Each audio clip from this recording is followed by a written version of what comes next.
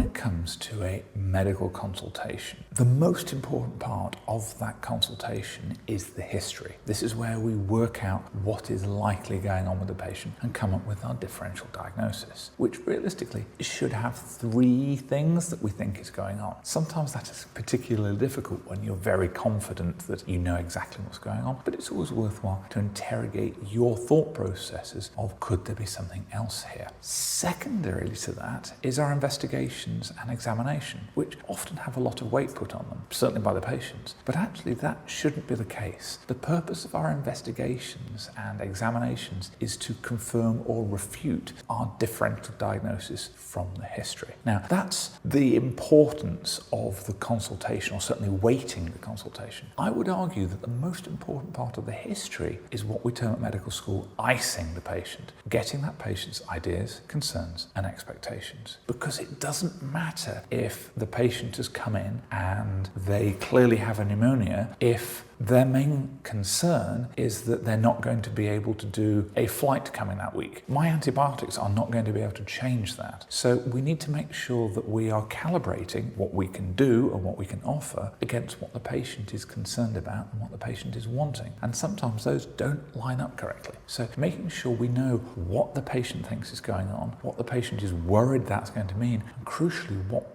they are hoping will come out of that consultation is the crux of actually practicing medicine, the doing. Remember, we're not in the business of doing diagnostics. We're not in the business of labeling patients. We're in the business of helping patients. So we need to know their ideas, their concerns and expectations in order to be able to help the patient. And that for me is probably the most important part of our consultations.